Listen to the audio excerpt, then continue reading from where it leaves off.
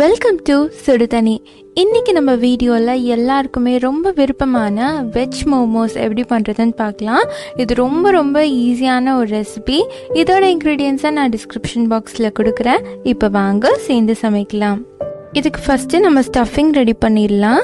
அதுக்கு ஒரு கடாயில் 1 டேபிள் ஸ்பூன் எண்ணெய் சேர்த்துக்கோங்க. அது கூட 1 டீஸ்பூன் இஞ்சி, 1 டீஸ்பூன் பூண்டு சேர்த்துக்கலாம்.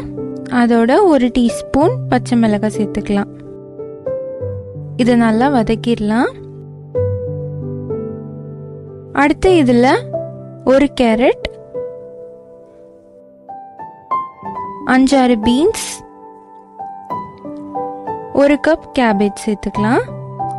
நல்லா பொடியாக அரிஞ்சு இதில் சேர்த்துக்கோங்க. ரொம்ப குட்டி குட்டியாக தான் இருக்கணும், அப்போ தான் இது நல்லாயிருக்கும். நல்லா மிக்ஸ் பண்ணிடலாம்.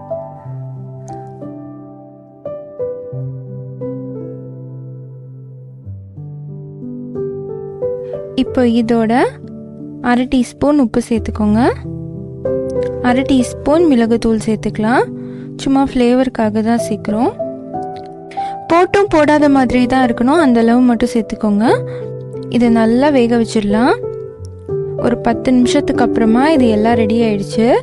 பொடி பொடியாக அரிஞ்சிருக்கனால உங்களுக்கு சீக்கிரமாக இது ரெடி ஆகிடும். அடுத்து நம்ம மாவு பிசைச்சிடலாம். 1 கப் மைதா மாவு எடுத்துக்கோங்க. இதுக்கு தேவையான அளவு உப்பு சேர்த்துக்கலாம். இப்போ தண்ணி சேர்த்து நல்லா பிசைஞ்சிருங்க.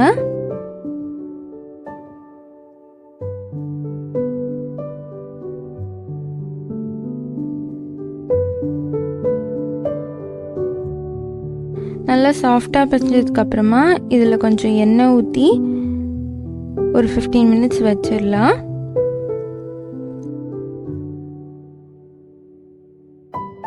மினிட்ஸ்க்கு அப்புறமா இது நல்லா சாஃப்டாக ஆயிடுச்சு. இப்போ நம்ம ஷேப்ஸ் பண்ணிடலாம். ஒரு பெரிய பால் மாதிரி பண்ணி இந்த மாதிரி நீட்டமாக இதை உருட்டிக்கோங்க. உருட்டி ஈக்குவலாக கட் பண்ணிக்கோங்க. இது ஒரு மெத்தட். இப்படி பண்ணிங்கன்னா உங்களுக்கு ஈக்குவல் ஷேப்பில் வரும். அப்படி இல்லைன்னா நீங்கள் நார்மலாக சப்பாத்தி மாவு பண்ணுற மாதிரி பண்ணி ஏதோ ஒரு மோல்டோ மூடியோ வச்சு ஒரே ஷேப்பாக கட் பண்ணிக்கோங்க. அப்பயும் உங்களுக்கு ஈவனாக கிடைக்கும். இப்போ இதுக்குள்ளே நம்ம செஞ்சு வச்சுருக்க ஸ்டஃபிங்கை வச்சிடலாம்.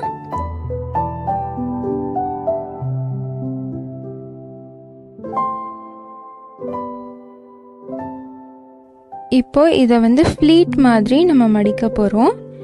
இந்த கார்னர்லேருந்து ஸ்டார்ட் பண்ணி இந்த மாதிரி பிடிச்சிட்டு பண்ணிகிட்டே வாங்க.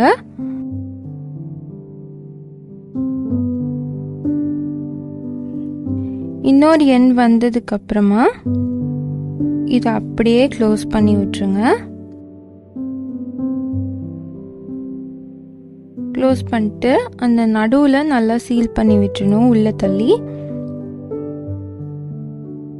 இந்த மாதிரி சீல் பண்ணிங்கன்னா லீஃப் மாதிரி இருக்கும். நான் அந்த ஷேப்பில் தான் இந்த மோமோஸ் பண்ணியிருக்கேன்.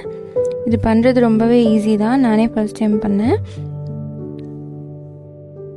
இப்போ இது ரெடியாக இருக்குது. இதே மாதிரி எல்லா மோமோஸையும் நான் பண்ணி வச்சுக்கிறேன். அடுத்து இதை ஒரு இட்லி குக்கரில் நம்ம 15 நிமிஷம் வேக வச்சிடலாம். நம்மளோட மோமோஸ் சூப்பராக ரெடி ஆயிடுச்சு. பார்க்கவே சூப்பராக இருக்குல்ல. இது சாப்பிடவும் ரொம்ப டேஸ்ட்டாக இருந்துச்சு. இதுக்கு நீங்கள் சில்லி கார்லிக் சட்னி யூஸ் பண்ணி சாப்பிட்டிங்கன்னா ரொம்பவே சூப்பராக இருக்கும். அதோட ரெசிபியை நான் அடுத்தடுத்த வீடியோவில் சொல்கிறேன். இந்த வீடியோ உங்களுக்கு பிடிச்சிருந்தால் லைக் பண்ணுங்கள். சுடுதனி சேனலை சப்ஸ்கிரைப் பண்ணுங்கள். தேங்க்யூ.